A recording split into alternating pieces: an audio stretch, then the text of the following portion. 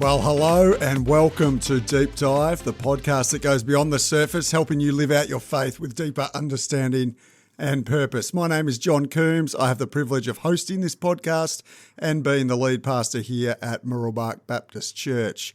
In this special episode, I'm really excited to share with you an interview that I've had with Jeremy and Felicity, our mission partners serving in Madagascar.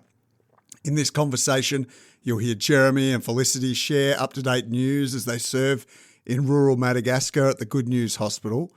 You'll hear about the work they're involved in at that hospital and in the community that they're involved with, and how they've seen God at work recently in this season of ministry.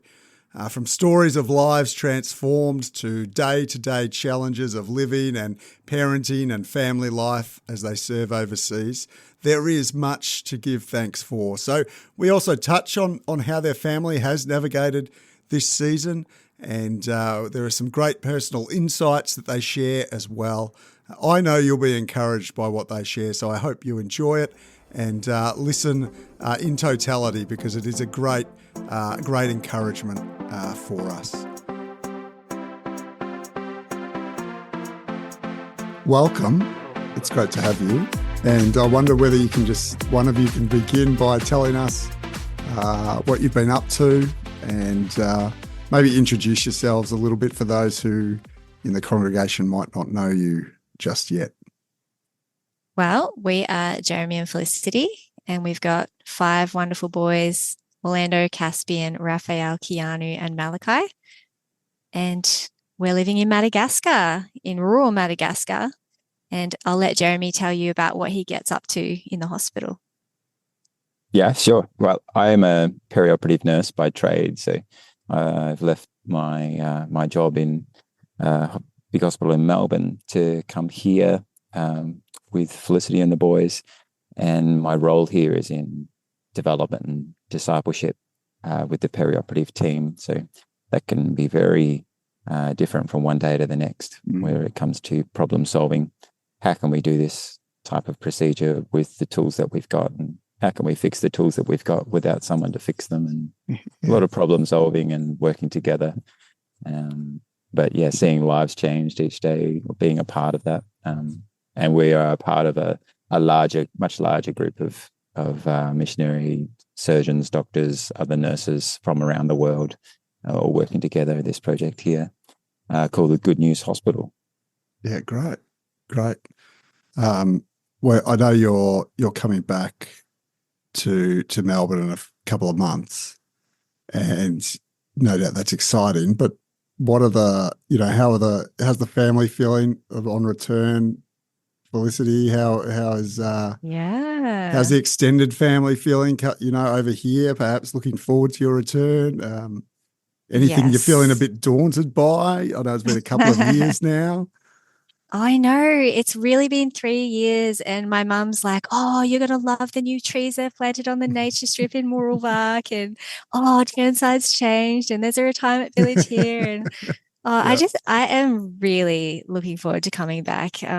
We miss our loved ones, we miss our friends, we miss our church, and just like life in Mooroolbark. And the boys are excited about eating some of the special foods that they remember.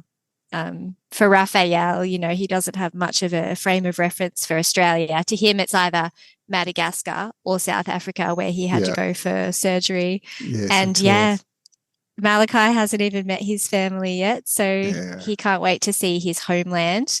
He was born abroad in France, and we can't wait to introduce them. Yeah, well, anything you're daunted by, Jeremy? Yeah, I'm definitely daunted by driving on the correct side of the road from the opposite side of the car to what I've been doing for the last few years. It'll be fun, but there's not many cars that go very fast where we live right here. The average speed is probably, 5.5 kilometers an hour, because that's a really bad road around the hospital. Yeah. But that's going to be full on, and we'll have to reteach you. We'll have to reteach you how to go through five ways roundabout. Oh no! I was just thinking that just that very moment. That's right. Dear. That's right. Might take us half an hour to get to church. Oh, you'll probably go through the Hungry Jack's drive-through on the way through. We've been doing a series on Hebrews, a sermon series on Hebrews for a couple of months here. And the theme has been about Jesus being greater than all. And I'm wondering whether there's a story of recent encouragement or of recent work that you've seen go on where you are that sort of reflects the way in which, or the idea of Jesus's greatness. Is there something you might be able to share along those lines? Yeah, there are so many stories like that in the context of this region where many of the people who have yet to really understand who Jesus is, who God is, are still following traditional beliefs and largely, trying to solve their problems by appeasing the spirits or doing something traditional medicine and so forth, which sounds nice in the modern world. You might see it in a magazine or something. Oh, let's try some new traditional medicine therapy. But here it actually is some of the procedures and things they do are quite horrible, and they're not life-saving or life-changing in any way, shape or form. And then to see how God has brought people from around the world with a real deep love for God to work in this part and introduce the good news hand in hand with, God-given talents to save people's lives, literally, and to give them the good news to save them for eternity. You just can't compare those two things. And we see so many of those stories each week, really. Yeah, great. Felicity, is there something you wanted to share along those lines at all that, a story of encouragement that you've seen around or with the family and the other families that you're involved with? Yeah. Last week, the boys and I got the chance to go and visit the Raffia project, which is basically like a small group of women learning to do some really cool raffia crafts that you would sell for a lot of money in Australia. And this is just to help women who are coming out of really difficult situations and, even prison or prostitution or whatever. And yeah, it's just awesome to see them being discipled out of this old life. And each day they're in God's word together and they're training and they're doing something really positive and given this fresh start. And we just, praise the Lord for bringing them out of darkness into his light and seeing their lives transformed. So, it's been really positive. And how do you find that encouragement for you as well, like seeing that happen and, being able to witness that kind of stuff? And maybe even for you, Jeremy, in the medical mission side of things, like the encouragement that it is to see other people being encouraged, like, is that something that you see or recognize with that kind of stuff? I'd say it really gives you a buzz when you see God moving in someone's life and God bringing circumstances by his providence to really rescue someone from a horrible situation. It really gives you a buzz to see tangibly the love of God and the greatness of God working in their lives. It's really exciting. Yeah, it helps keep that faith really fresh and beautiful in your own eyes, to live it through the eyes of someone else as well. It's a precious gift that we have. So it's great. Yeah, that's great. I wonder whether there's a family routine you guys have. We could go into probably, how you guys are feeling being there, maybe feeling a little isolated. You're looking forward to coming back in November, but how it feels on the ground might be a little different. But just wondering whether, in your regular routines or family activities that you do, are there things that have helped keep you grounded, in your faith and keep you really a faith with a bit of vitality, I suppose, as you've settled in there and then now having to think about returning for a little while too? Yeah, you do have to be kind of intentional in your faith life when you're living in a relatively isolated area, even though you've got some colleagues and friends and teammates to encourage each other. But the language barrier and the cultural barriers are quite significant when you're in this part of the world. And so while you're still learning that, you've got to look after yourself.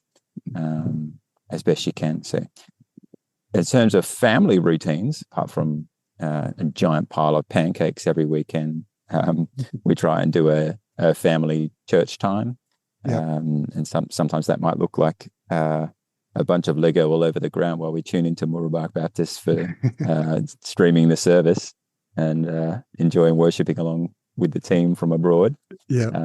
Other times we get together with other families here in the compound to have some worship times with the kids so that they can really grow and understand what they're being taught, because it's a bit of a barrier. Like the local churches are amazing, and they get to go to those and spend time encouraging them. But in terms of them actually getting to understand the stories, they really need to be able to have it in their own heart language. They're still kids. But then there's some other family routines we do as well in the house. Felicity can talk about those. Yeah. Our kids have loved the Adventures in Odyssey program that focus on the family broadcasts. So we've subscribed to that, and it's just been such a good investment. Every night they get to listen to stories that, I guess inform them about good values and virtues and faith and Bible stories. And that's led to some good conversation. And we love the Action Bible, the kids' Action Bible. But I think, like for Jeremy and I to be able to release each other to have those quiet times with God, it can get pretty busy here. So I'm very thankful when Jeremy wakes me up early with a cup of tea and helps me out. Sometimes you just need a little help from someone else to get going in the morning. And but you need that quiet time with the Lord just so he can refresh your soul. So Are there any it's not perfect, doesn't always. Of course. Is there any particular tools you guys use for your own nourishment? Like, in terms of tools, like going through a mnemonic of like what am I learning about God, what am I learning about people, and that sort of thing. I think going right through to applications, things like the Acts type response in prayer time. Something to adore about God, something to confess and thank him for and ask him for things. So those rhythms can help to guide that and be useful as a tool to help center your thoughts when life gets a bit distracting around you. I find journaling helpful too, just to focus in and be able to see it on paper, what it is that, you're needing to hand over to the Lord, and then what he might be responding to you. And it just can help kind of show you what's going on within yourself sometimes for me. Yeah, awesome. That's great. Journaling's been a big part of my journey, I suppose, but particularly in the last 12 to 18, 24 months. It's a constant it's great to self-reflect in that way as well, isn't it? In an act of prayer, but then to then turn it into an act of praise and Thanksgiving as well, I think. Let's talk about challenges. No doubt there's plenty. You were away for about a month, weren't you, Jeremy, is it Raphael? With a broken arm. I mean, that's a couple of months ago now and probably wanted to be forgotten, but we're still recovering. I imagine you are. And so, and I imagine that's one of your top challenges this year, Felicity. So, how, what have been some of the challenges and how have you seen God work through them? I think when I thought about what I would say to that question, instantly I was thinking of that circumstance of having to be evacuated and the challenges that are associated with that, with insurance, emails, and just being away from Felicity and the boys suddenly, unexpectedly, and not knowing one day to the next exactly what was going to happen next. That's definitely been a challenge. One of the bigger challenges I can reflect on straight away. Certainly saw God's providence throughout that, and shouting out to him for help along the way, and just some quite remarkable events that happened as we were journeying into South Africa. Yeah, God was really kind in that situation, and it makes you realize just how vulnerable life is every day. When Jeremy was away with Raphael, I thought, man, what happens if something else, goes wrong with one of the other kids? What are we going to do? But the Lord was kind and everyone was okay and they got back and we praise the Lord. But I think, absolutely. for the kids adjusting to school routines, that's been a pretty big learning curve. They had a year in France learning in French, and then we started doing homeschooling and local school, and that was like a tricky mix. And then finally we've landed on distance education, and I feel like we're just getting into a groove now. But yeah, it's a big time of shifting and change for the kids, and just, but they've done really well, and we're thankful for this season we've had. Jeremy, on the medical mission side of things, is it a new challenge every day, or like, because you don't know what you're going to get, I suppose, sometimes. Definitely. So, tell us a little bit about those challenges from that front. Yeah, totally. Sometimes I think I'm going to spend today, I'm going to really sort out this particular problem. So it might be, we're missing this piece of equipment. I know it exists in the world. I know I've used this before, or someone else has used it before. And how in the world are we going to pull this off? There was a guy who needed to have a special chest drain to help his lungs expand, and so he could heal from his major injury that he had. But we didn't have the drain that you would just pull off the shelf out of its nice, fresh, sterile packet. And so you're thinking, this guy really needs this. He could get it really sick, or he could even die if we don't do something.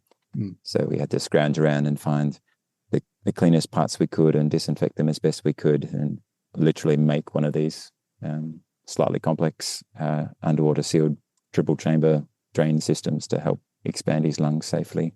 Wow. And while that's happening, there's other situations that come to pass. If someone's got a difficult airway and you've got to run to help, or you've got another piece of equipment that's not working, and problem-solving protocols and education of the staff. And then navigating the unique culture and language barriers that you face each day, trying to ask for something simple or express yourself can be just hilarious. Felicity's had a few of those moments. I've had a few of those moments.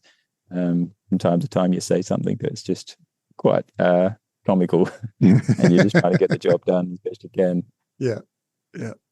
Well, tell us a little bit about that, Felicity. Like, how you're connecting with the community, the culture, the language barriers. Like, give us a couple of stories there. I'm just laughing because I only recently realized that the word for other is huffer, and the word for bizarre is huffer. And so I've been saying all the time to like Albertine, who works in the house, like, oh, the other missionaries, the other this, the other that. And I've been saying the bizarre missionaries, the bizarre flower, the bizarre kids, and all this. And I literally only realized I've been doing it for months, but she's been very gracious in that. Yeah. I had some funny times in the village, like, I went out with the doctor a few times to visit this certain village, and the ladies there were so sweet. And really, when you get to the village, you realize just how much Simieti you don't know. Like, you think you're doing okay here at the hospital and people can understand you, but you're also using a mixture of French and stuff. But in the village, there's no hiding. Yeah. And, they're sitting there and they're giving me coffee and they're, doing this, and they just direct me here and like basically have to hold my hand and lead me here and there. Yeah. But one day I was laughing because it was like, we'd gone there for church, and I was like, okay, I've gone there for church. I just got this new dress in town. I was like, oh, I'll wear my new dress. That'll be nice out to the village. Yeah. And then all of a sudden after lunch, it became communal sleep time, and everyone just like, all the ladies are just lying down on this like dusty veranda. I'm like, oh no, my new dress, like this is going to be ruined because the dirt is all red and everything that's white here just becomes red instantly. Yeah. And so I was like, I'm just going to play it cool, and I'll just like lean against this wall and have my fake nap with everybody. And then the women with one eye shut, they're looking at me and they're like, look at Felicity. She likes to sleep sitting up. It was just such a funny moment. Here we all are. So anyway, it is fun. It's a lot of fun being here in Madagascar, and thankfully they have a lot of grace for us. So that's fantastic. That's fantastic. Well, as we turn to you turn to returning to Melbourne for 6 months, however long it will be. What what do you think God is teaching you in this season at the moment, and then hoping perhaps what He'll teach you in the coming season? Yeah, I think the lesson that I've been journeying through for some time now, whether it be in our language school moment in France, and whether it be the complex situations you find yourself in here, is that it's quite easy to beat yourself up a little bit, or to be hard on yourself, saying I'm not as good as I want to be, or I'll see someone else that's doing some exciting ministry moment or something like that. Oh yeah, that's what I'm aiming for. I'm really excited for them. That's great. I'm thankful for what they're doing, and that's great. But that's what maybe I should be doing that too. Or I should be at this level too. But the lesson that I'm learning over and over is how deep the Father's love is for you, and that He's calling you to obedience, and that that offering, that sacrifice that you want to impress yourself or others or God with, that's not what's important. The importance is that you recognize who God is, and you offer yourself as best you can, and leave the rest up to Him. And it's something, as a human, you have to come back to that lesson, or I have to come back to that lesson and remember it is about God. It's not about my works at all. It's about His love for us, and that it is not dependent on all of the things that I can do, the ministry success, or my position before Christ. Is not all dependent on me. It's God and the wonder of His power and His strength and what He can do. And He loves me all the same, whether I'm doing that extreme ministry moment or fluently speaking in this language or another. He loves me all the same, and his work will come to pass. And I just have to be excited and to be humble before Him, to do my part and rest in His strength and in His power. We're always drawn to comparison, aren't we? Or striving for more. Oh, totally. More. It's so easy. Like, yeah. You're like, there's a Superman missionary over there, and you're like, oh wow, that's cool. Look what they just did. They just left the ministry building in one bound, and they got to do this and that. And here I am. I'm doing some, other task that is also, important in its own way. And I got to speak at church recently about the body of Christ and how important each part is. You've got your eyes, you've got your ears. You need both. You can't be both. You need both, and each one's got a role to play. No one is more significant or important than the other. Everyone needs to work together, do their part. It just takes a while to learn that, though, doesn't it? Oh, totally. That's why I say every day. I come back to that lesson regularly in my life, and you have to go, okay, who am I? I am a child of God. Who am I? Okay, I'm a child of God. He loves me all the same, and be humble before Him. Yeah. I've recently done something similar. I've got in my notes app now a pinned note that is almost, it says daily reminders. I probably look at it 3 times a week maybe, but it's stuff like that says, I am a child of God. I don't have to be striving to be the best. I'm a child of God. I've got a family and responsibilities that you've gifted me with. I'm part of your family. Like, there's more than just me in your family. I'm not the focus of your attention. Right down to, like, I'm involved in your ministry. I'm a pastor here. You've given me the gift of being a pastor here at Moral Bark. How often are you sort of, I should be doing this and I should be doing that, and the church down the road, or the missionary work down the other, in the other country, or even within your own organisation, I imagine. You're just tempted to drift into that kind of thinking. Compare. Yeah, totally. Felicity, is there anything that you're particularly looking forward to in this season in terms of perhaps how God is shaping you or teaching you? Yeah, I think like a similar line, just I think sometimes we come to God with our ideas of what we want to do for Him, and we think, I'm going to do this and that. And then we can push aside the things that actually we should do and are given to us as that responsibility because maybe they're not as exciting or, or we do them, but without the joy that we should do them with. So I think, for me, just trying to, have that godly attitude in everything I do is a challenge, and just being like, okay, this is a small task, but I'm going to do it with joy for the Lord and make it a big task, And so that's something I'm working on as we, go through little dramas and. Yeah, it's like the ministry of the mundane, right? Like I think every parent feels like that, don't they? Like perhaps every mum, I don't know, but same thing, different week, same thing, different day, particularly when the kids are so young and stuff. Yeah. But, God's given such a gift of work to you. It's a blessing. But sometimes it's hard again to get out of the weeds, isn't it? Yeah. Totally. Yeah. Praying for future fruit in those boys. Of course. It's exciting to think about how God will use their little lives here in Madagascar to shape who they are and what could come from that. So, it's good. Yeah. Well, as we finish, just one last question, perhaps, but with two parts. One is how can we best encourage, support, pray for you in this time of transition as you think about heading back over here? And the other one would be what is one story that you're really keen to share with us when you do get back here? We'll be coming back with a load of boys. Some of them one of them who's never been to Australia. One of them was born abroad. Others that were quite young when we left and won't be able to remember a lot. So the family will be doing a lot of adjusting to life back in Australia for that time that we're there.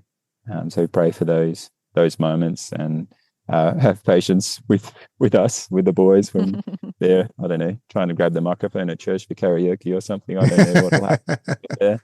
No drama. And, we'll roll with it. And connect as best you can. If you have a moment, if you catch us at the right moment where we're not chasing after our kids down the street, running away, then tell us your name, tell us your story. We want to know you. We want to grow in our connection, our fellowship with people back home. Definitely, that's what I think of how you can support. Yeah, in terms of story, I mean, there's lots of little stories that we've had the pleasure of hearing. And I think one of my favorite stories is just hearing about how someone who was kind of a spirit medium came to know Jesus and how that transformed his family and his life. So I think that, I'm looking forward to gathering some more stories about how the Lord has been working in individual lives and transformed their life and their community, their families. So, Great. Well, we're looking forward to having you back. And I'm looking forward to actually meeting you in person. That'll be There's been a lot of changes back in Australia while we've been away. That's right. Yeah. Oh, it'll be a bit of a shock, won't it? But no, thanks for having this conversation. Much appreciated. Yeah, thanks for your time. It's been a pleasure. John. Yeah, no absolute worries. pleasure.